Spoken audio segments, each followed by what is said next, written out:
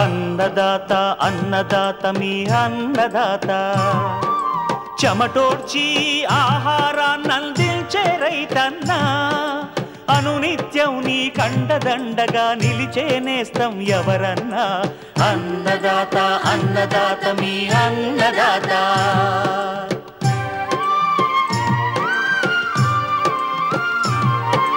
నూతన రీతుల సాగుబడికి నూరింతలు పెరిగే దిగుబడికి సూచనలిచ్చే సస్య రక్షణకు పశు పోషణకి శాస్త్ర విజ్ఞానం అందించి ముందుకు నడిపే తెలుగు రైతు భారతదేశానికి మకుటం అయ్యేలా తీర్చిదిద్దే ఆశయంతో మిమ్ము మేలు కొలిపేది అన్నదాత అన్నదాత అన్నదాత మీ అన్నదాత అన్నదాత అన్నదాత మీ అన్నదాత.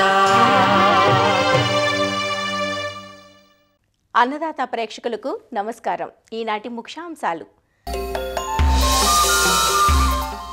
వరిలో సూటి రకాల విత్తనోత్పత్తి మెలకువలు, బొప్పాయిలో వైరస్ తెగుళ్లు యాజమాన్యం, వర్షాకాలంలో వెన్నామి రొయ్యల సాగు ప్రారంభించే రైతులకు సూచనలు, ఇంకా జై కిసాన్ వ్యవసాయ సమాచారం.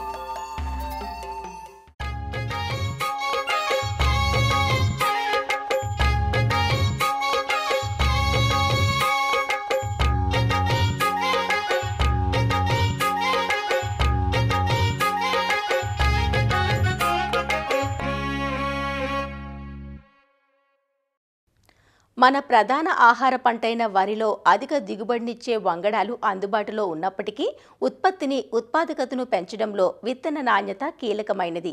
అంటే మనం ఎంచుకునే విత్తనానికి జన్యు స్వచ్ఛత, భౌతిక శుద్ధత, తేమ శాతం, మొలక శాతం వంటివి నిర్దేశించిన ప్రమాణాలతో ఉండాలి.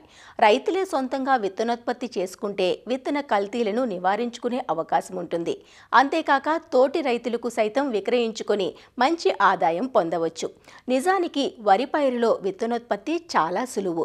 వరిలో సూటి రకాల విత్తనోత్పత్తి చేసే రైతులు ఎలాంటి మెలకువలు పాటించాలో తెలియజేస్తున్నారు ప్రొఫెసర్ జయశంకర్, తెలంగాణ రాష్ట్ర వ్యవసాయ విశ్వవిద్యాలయం వరంగల్ ప్రాంతీయ వ్యవసాయ పరిశోధనా స్థానం వరి విభాగం శాస్త్రవేత్త డాక్టర్ నీలిమ.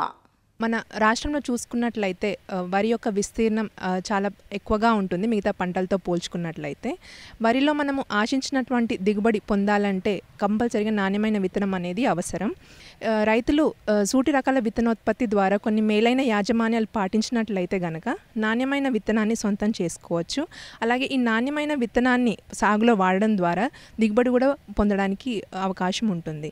కాకపోతే రైతులకు చాలా వరకు అపోహ ఏంటి అంటే ఈ విత్తనాన్ని మరలా వాడడం ద్వారా దిగుబడి అనేది తగ్గుతుందేమో అని. కానీ దిగుబడి తగ్గడానికి అనేక కారణాలు ఉంటాయి. అంటే తెగుళ్ళు సోకడం ద్వారానో, లేదంటే చీడపీడలు ఆశించడం వలనో, లేకపోతే ఇతర వాతావరణ పరిస్థితుల ద్వారా దిగుబడి అనేది తగ్గే అవకాశం ఉంటుంది. కానీ ఈ విత్తనాన్ని మరలా వాడడం వల్ల మాత్రం దిగుబడి అనేది తగ్గదు.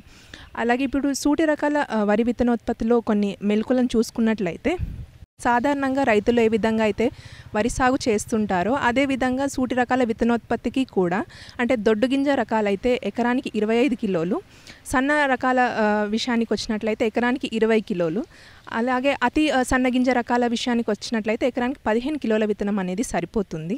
విత్తనం ద్వారా కానీ నేల ద్వారా కానీ సంక్రమించే తెగుళ్ల వల్ల పంటను కాపాడుకోవడానికి విత్తన శుద్ధి ద్వారా మనము చేసుకోవచ్చు. ఇవి 2 విధాలుగా చేసుకోవచ్చు: తడి విత్తన శుద్ధి, అలాగే పొడి విత్తన శుద్ధి.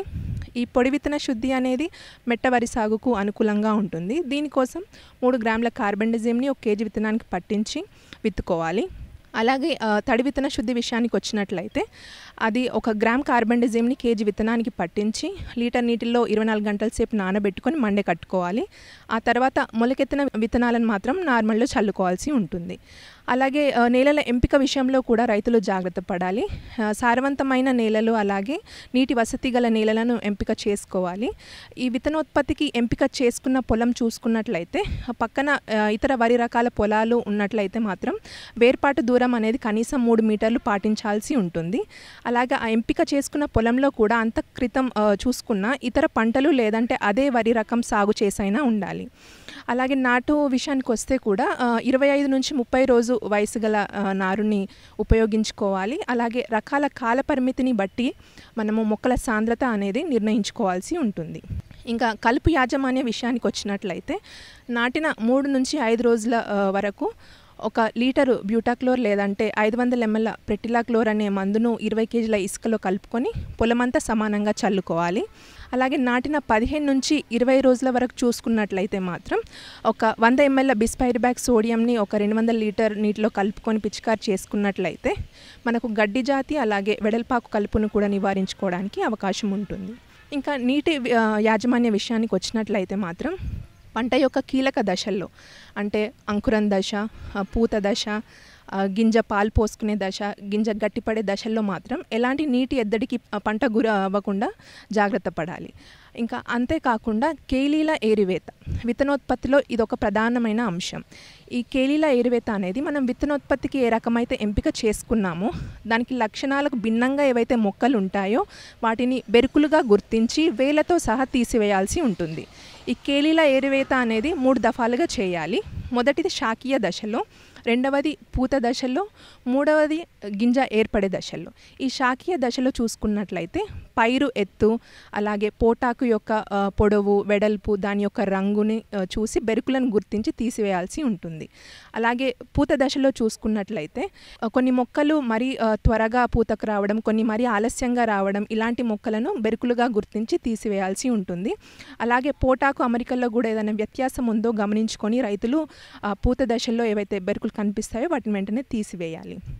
ఇంకా గింజ ఏర్పడే దశలో చూసుకున్నట్లయితే ఈ గింజ యొక్క ఆకారం, దాని యొక్క రంగు అలాగే పరిమాణాన్ని బట్టి కేలీలను గుర్తించాల్సి ఉంటుంది. గొలుసులో ఉండే గింజ అమరికల్లో ఏమైనా వ్యత్యాసం కనిపించినా అంటే కొన్ని గొలుసులు గుత్తుగా ఉండడం లేదంటే కొన్ని పల్చగా ఉండడం అలాగే కొన్ని వెన్నులో నుంచి పూర్తిగా బయటికి రావడం ఇలాంటి లక్షణాలతో బెరుకు మొక్కలను అనేది గమనించుకొని తీసివేయాల్సి ఉంటుంది. ఇంకా పంట కోత విషయానికి వచ్చినట్లయితే ఎప్పుడైతే గొలుసులో 90% గింజలు పక్వానికి వస్తాయో అప్పుడు పొలాన్ని ఆరబెట్టుకోవాల్సి ఉంటుంది. ఈ పంట కోత అనేది మిషన్ల ద్వారా లేదంటే మనుషుల ద్వారా కూడా చేపట్టవచ్చు. కాకపోతే రైతులు గమనించుకోవాల్సింది ఏంటి అంటే పంట కోత చేసేటప్పుడు అలాగే నిల్వలో కూడా ఎలాంటి కల్తీలు అవ్వకుండా జాగ్రత్త పడాలి. అంటే యంత్రాలను ముందుగానే శుభ్రపరచుకోవడం, విత్తనాన్ని ఎండబెట్టేటప్పుడు కళ్ళంలో ఇతర వరి రకాలు లేకుండా జాగ్రత్త పడడం, ఇలాంటి జాగ్రత్తలను కంపల్సరీ పాటించాల్సి ఉంటుంది. కళ్ళం పైన ఎండబెట్టినప్పుడు తేమ శాతం అనేది 12% వచ్చే వరకు బాగా ఆరనివ్వాలి. ఆ తర్వాత శుభ్రపరచుకున్న గోనె సంచుల్లోనే నిల్వ చేసుకునే ప్రయత్నం చేయాలి. పంట యొక్క అంటే విత్తన ప్రమాణాలను చూసుకున్నట్లయితే జన్యు స్వచ్ఛత అలాగే భౌతిక స్వచ్ఛత అనేది 98% ఉండాలి. జడ పదార్థం వచ్చేసరికి 2% మించకూడదు. ఇంకా తేమ శాతం కూడా 12% మించకూడదు. ఇంకా కనీసం మొలక శాతం చూసుకున్నట్లయితే 80% కలిగి ఉండాలి. ఈ విధంగా ఈ యాజమాన్యం గనక చేపట్టినట్లయితే రైతులు నాణ్యమైన విత్తనాన్ని పొందవచ్చు. అలాగే ఈ తోటి రైతులకు కూడా నాణ్యమైన విత్తనాన్ని అందించడానికి అవకాశం ఉంటుంది. ఈ విత్తనాలను రైతులు 3 నుంచి 4 సార్లు కూడా వినియోగించుకోవడానికి అవకాశం ఉంటుంది. ఇలా వినియోగించుకోవడం వల్ల మనకి విత్తనానికి అయ్యే ఖర్చు కూడా రైతులు తగ్గించుకోవచ్చు. ఈ నాణ్యమైన విత్తనం వాడడం ద్వారా కూడా మంచి దిగుబడి పొందడానికి అవకాశం ఉంటుంది.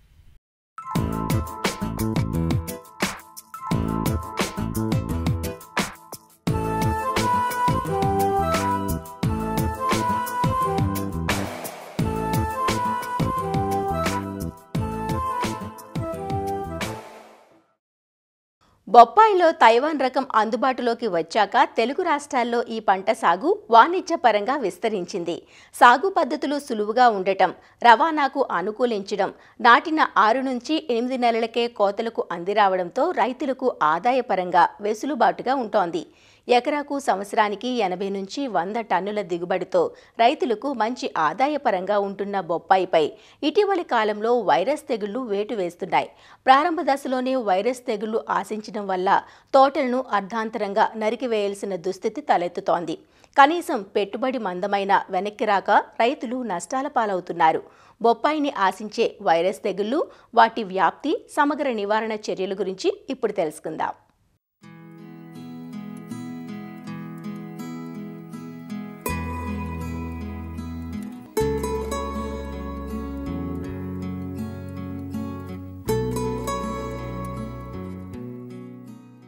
బొప్పాయి నాటిన 2.5 నుంచి 3 సంవత్సరాల వరకు పంటకాలం కలిగిన బహువార్షిక పంట. అయితే వైరస్ తెగుళ్లు ఈ పంటకు ప్రతిబంధకంగా మారడంతో నాటిన ఏడాదిన్నరకే తోటలను అర్ధాంతరంగా తొలగించాల్సిన దుస్థితి తలెత్తుతోంది.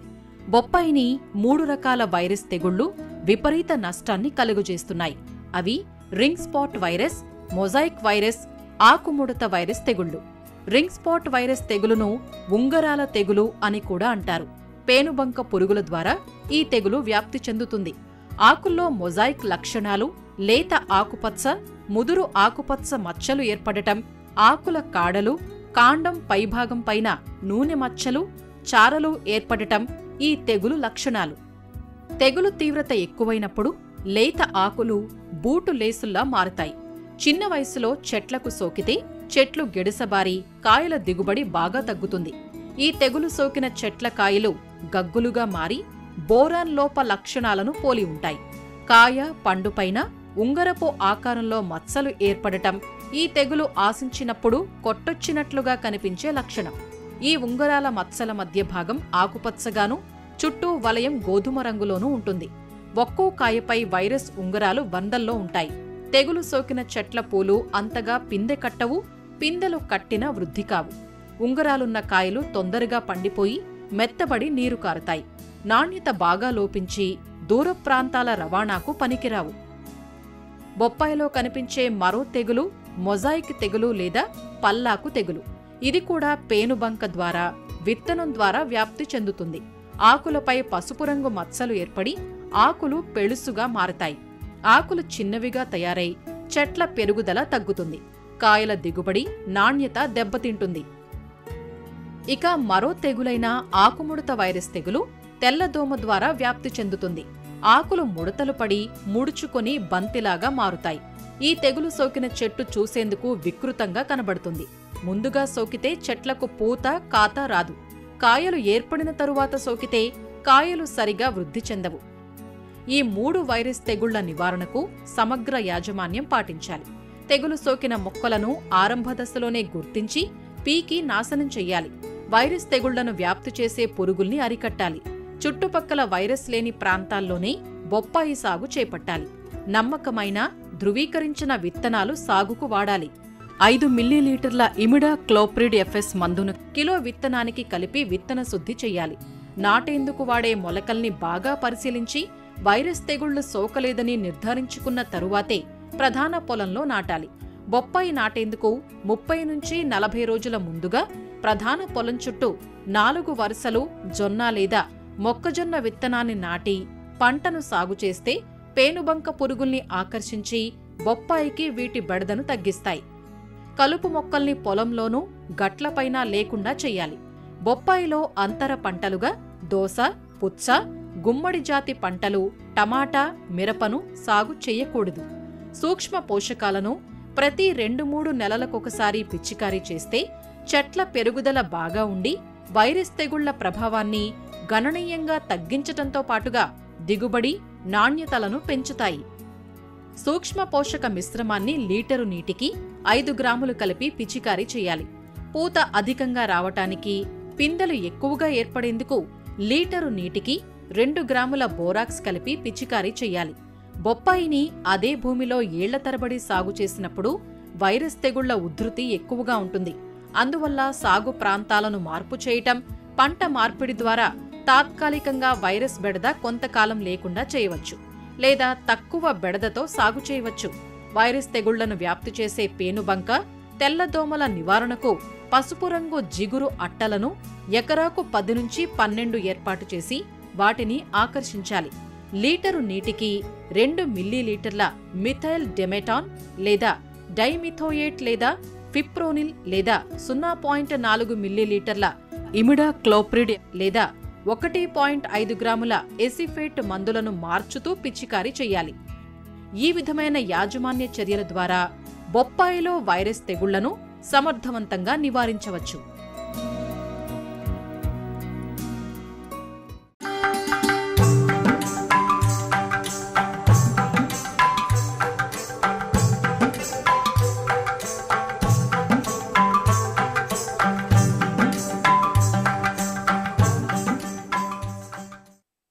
విదేశీ మారక ద్రవ్యాన్ని ఆర్జించి పెట్టే వాటిలో ఆక్వా పరిశ్రమ ఒకటి. ముఖ్యంగా రొయ్యల పెంపకంలో దశాబ్ద కాలం క్రితం దిగుబడుల సునామీని సృష్టించిన వెన్నామీ రొయ్యల పెంపకం అప్పట్లో రైతును ఆర్థికంగా నిలదొక్కునేలా చేసింది. కానీ రాను రాను వెన్నామీ సాగులో సమస్యలు తలెత్తుతున్నాయి. ఇప్పటికే వేసవి పట్టుబడులు పూర్తయిన చోట్ల ప్రస్తుతం వర్షాకాలం సాగుకు సమాయత్తమవుతున్నారు. పెంపకం ప్రారంభం నుంచే శాస్త్రవేత్తల సూచనలు పాటించినట్లయితే సాగు సాఫీగా సాగే అవకాశం ఉంది. ముఖ్యంగా లైసెన్స్ ఉన్న హేచరీల నుంచి పిల్లలు తెచ్చుకోవడం, మట్టి పరీక్ష, చెరువు తయారీ, రొయ్యలకు అందించే మేతలు, వ్యాధుల పట్ల అప్రమత్తంగా ఉండటం, ఇలా అన్ని విషయాల పట్ల అవగాహన కలిగి ఉంటే వానాకాలంలో వెన్నామీ రొయ్యల సాగు లాభదాయకంగా ఉంటుందంటూ వివరాలు తెలియజేస్తున్నారు పశ్చిమ గోదావరి జిల్లా ఉండి కృషి విజ్ఞాన కేంద్రం మత్స్య శాస్త్రవేత్త డాక్టర్ ఏ శ్రీనివాసరావు. ఈ టైంలో ఏంటంటే మనం ఒక పంట అంతా కూడా అయిపోయి, మన వేసవికాల పంట అంతా కూడా అయిపోయి, మనం చాలా చెరువుల్లో మనం ఈ రొయ్యలు వేయడానికి సిద్ధంగా ఉన్నాము. సిఏ అప్రూవ్డ్ అయిన హ్యాచరీ నుంచి పిల్లలు మాత్రం తెచ్చుకోవాలి. ఆ పిల్ల వల్ల మనకేంటంటే ఈ వ్యాధులు రావని కూడా మనం ఇవి తీసుకోవడం జరుగుతుంది. అందుకేంటంటే మనం ధృవీకరించిన హ్యాచరీని మాత్రం మనం పిల్లని తెచ్చుకోవాలి. పిల్లలు వేసుకునే ముందు మనం చెరువును అనేది తయారు చేసుకోవాలి. ఒకటి ఏంటంటే మనం ఈ పంట కాలం అంతా అయిపోయిన తర్వాత చెరువులో నీటిని పూర్తిగా తీసేసి చెరువు అడుగు భాగాన్ని ఒక 15 రోజులు మనం పూర్తిగా ఎండగట్టి చెరువు అడుగు భాగం నుంచి కూడా ఇంకా అవసరమైతే మనకి ఏంటంటే ఒకసారి కలిగి ఉండాలి. 1 సెంటీమీటర్ మేర మనం కలిగి ఉంటే ఏంటంటే ఆ చెరువులో ఉన్న విషవాయులు కానీ అన్నీ కూడా బయటకు వచ్చి, అందులో ఉన్న పోషకాలు కూడా బయటకు వచ్చి మనకి నీటిలోకి అందుబాటులోకి వచ్చేట అవుతాయి. ఆ తర్వాత ఏంటంటే మన చెరువు యొక్క తప్పనిసరిగా మనం ఈ రొయ్యల చెరువు యొక్క మట్టిని మనం పరీక్షించుకోవాలి. మన ఎకరం చెరువు కానీ ఉన్నట్లయితే ఎకరంలో ఒక 5 చోట్ల మనం పైనుంచి కింద వరకు కూడా 6 అడుగుల లోతు వరకు కూడా మట్టినంతా కూడా తీసుకుని దాన్ని ఏం చేయాలి, ఒక మొత్తం మెత్తగా చేసేసి ఒక బలపరకు పరిచిన తర్వాత దాన్ని 4 భాగాలు చేసి ఎదురెదురు భాగాలని మనం తీసుకోవాలి. ఆ విధంగా మనం ఏంటంటే దాన్ని ఆ మట్టిని మనం ఒక 1/2 కేజీ వరకు కుదించుకోవాలి. ఈ విధంగా కుదించుకున్న తర్వాత దాన్ని ఒక సంచిలో వేసి దాన్ని తీసుకెళ్ళి మన పరీక్షణాలయాలు, మన కృషి విజ్ఞాన కేంద్రంలో ఉంది, వ్యవసాయ పరీక్షాలయాలు కూడా ఉంటాయి, అలాగే మన ఆక్వా పరీక్షాలయాలు కూడా ఉంటాయి. వాటి దగ్గర తీసుకెళ్ళి ఈ మట్టి నమూనాను తీసుకెళ్ళి మనం పరీక్షించుకోవాలి. సంవత్సరానికి ఒకసారి అయినా సరే మనం తీసుకెళ్తే అందులో మనం ఎరువులు కానీ ఏమైనా వాడాలి అన్నది కూడా మనకు ఖచ్చితంగా తెలుస్తుంది. అందుకేంటంటే మట్టి పరీక్ష అనేది చాలా ముఖ్యమైనది. తర్వాత ఏంటంటే మనం ఈ పీహెచ్ని బట్టి సున్నం అనేది వాడడం జరుగుతుంది. యూజువల్గా ఏంటంటే మనకి 6.5 నుంచి 7.5 మధ్యలో ఉండాలంటాం నేల యొక్క పీహెచ్. ఎప్పుడైతే అది 7.5 ఉన్నా సరే, కొద్దిగా క్షారత్వం ఉన్నా సరే, మనం సున్నం దాన్ని ఏంటంటే ఇంచుమించు ఎకరానికి ఒక 50 కేజీల వరకు కూడా మనం అడుగు భాగంలో చల్లుకోవాలి. ఆ విధంగా జల్లిగినట్లయితే మనకేమవుతుందంటే ఒకటేంటంటే అందులో ఏమైనా సరే ఈ సున్నం వల్ల మనకి pH ఒకటి లెవెల్స్ పెరగడమే కాకుండా, అదే కాకుండా మనకేంటంటే ఇంకోటి చేసేది అంటే అది అడుగు భాగాన్ని క్రిమిరహితం చేస్తుంది. ఆ తర్వాత ఈ నేలలో ఉండే పోషకాలని విడుదల అయ్యేటట్లు చేస్తుంది. తర్వాత నీటిని కూడా శుభ్రపరచడం జరుగుతుంది, నేలను కూడా శుభ్రపరచడం.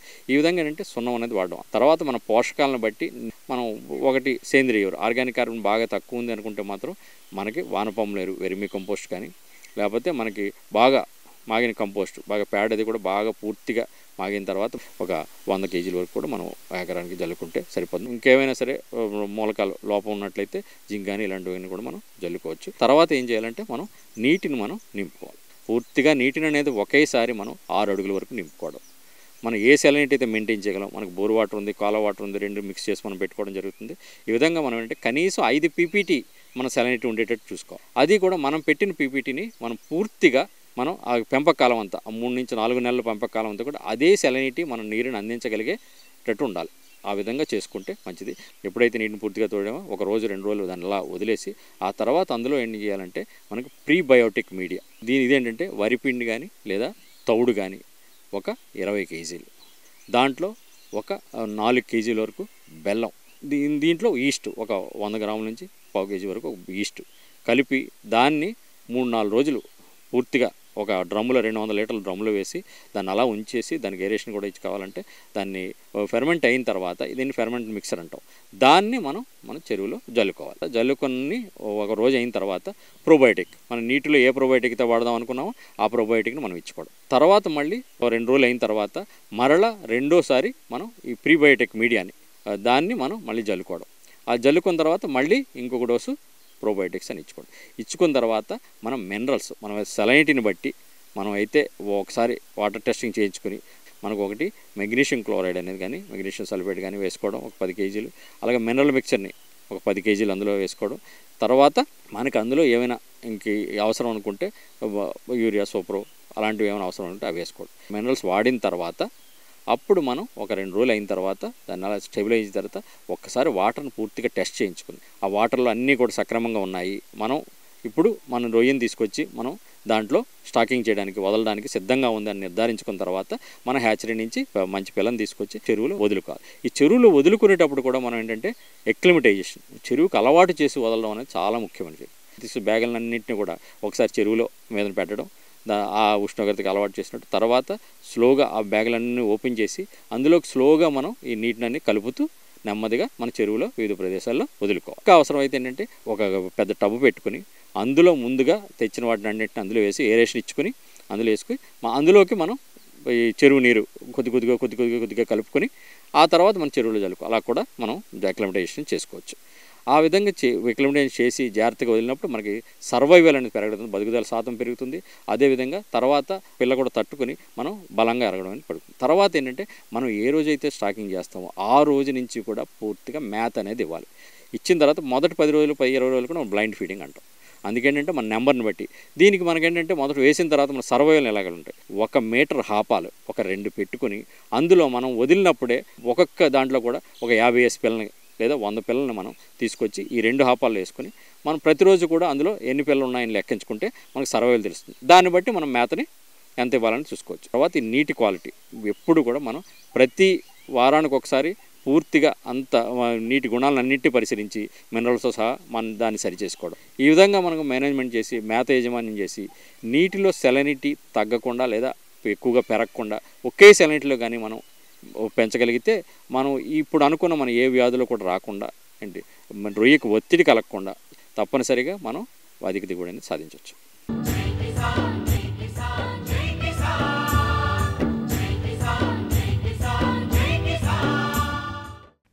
వ్యవసాయ సమాచారం ఇప్పుడు జై కిసాన్లో చూద్దాం.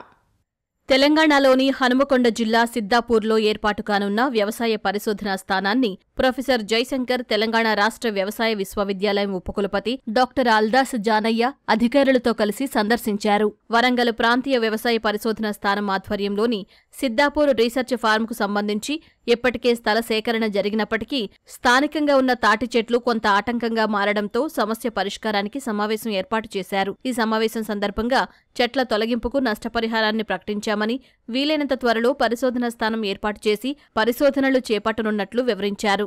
ప్రొఫెసర్ జయశంకర్ తెలంగాణ వ్యవసాయ విశ్వవిద్యాలయం అనుబంధంగా ప్రాంతీయ వ్యవసాయ పరిశోధనా సంస్థకు సంబంధించిన దాదాపుగా 50 ఎకరాల భూమి ఇక్కడ మేము గత 7 సంవత్సరాల కిందనే సేకరించడం జరిగింది.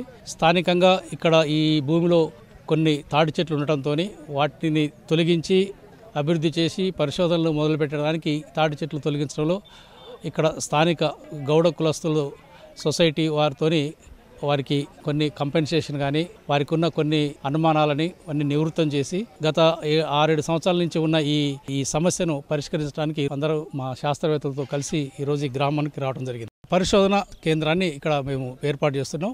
ఇందులో అపరాలు అంటే పల్సెస్కి సంబంధించింది ప్లస్ పత్తికి సంబంధించిన పరిశోధనలు ఇక్కడ జరగబోతున్నాయి. ఆల్రెడీ ఇప్పుడు వరంగల్లో ఉన్నది, కానీ అక్కడ తగిన విస్తీర్ణం లేదు కాబట్టి దాన్ని మొత్తం పరిశోధనకు సంబంధించిన కేంద్రాన్ని ఇక్కడికి పూర్తిగా తరలించి ఇక్కడ మేము ఆ పరిశోధన కేంద్రాన్ని అభివృద్ధి చేసి పల్సెస్, ఆయిల్ సీడ్స్ మరియు పత్తి పరిశోధనలు చేయడానికి మేము నిర్ణయించాం.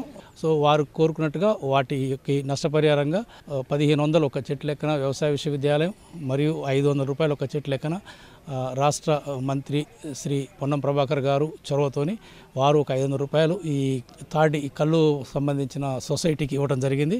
వాళ్ళందరూ కూడా చాలా సంతోషంగా ఒప్పుకున్నారు. సో అంతా పరిష్కారం అయిపోయింది. ఇక్కడ పరిశోధనలు చేయాలంటే ఫస్ట్ ఇక్కడ ఉన్న తాటి చెట్లని తొలగించి ల్యాండ్ డెవలప్ చేయాల్సిన అవసరం ఉంది కాబట్టి ఆ తొలగించే కార్యక్రమంలోనే సందిగ్ధత ఉన్నది గత 6-7 సంవత్సరాల నుంచి. ఆ సమస్యకి ఈరోజు పరిష్కారం పూర్తిగా అయిపోయింది కాబట్టి ఇమ్మీడియట్గా ఈ సంవత్సరం ఈ సీజన్లోనే అక్టోబర్లో మొత్తం చెట్లని తొలగించేసి సో మొత్తం ల్యాండ్ డెవలప్ చేసి ఇమ్మీడియట్గా ఈ వ్యవసాయ సంవత్సరం నుంచే పరిశ్రమలు మొదలు పెడతాం. మరిన్ని విభిన్న అంశాలతో రేపటి అన్నదాతలో మళ్ళీ కలుసుకుందాం. నమస్కారం. అన్నదాతలు తమ సందేహాలు, సమస్యలను 1800-425-4085 టోల్ ఫ్రీ నంబర్లో ఉదయం 10 నుంచి 11 గంటల మధ్య పని దినాలలో సంప్రదించగలరు.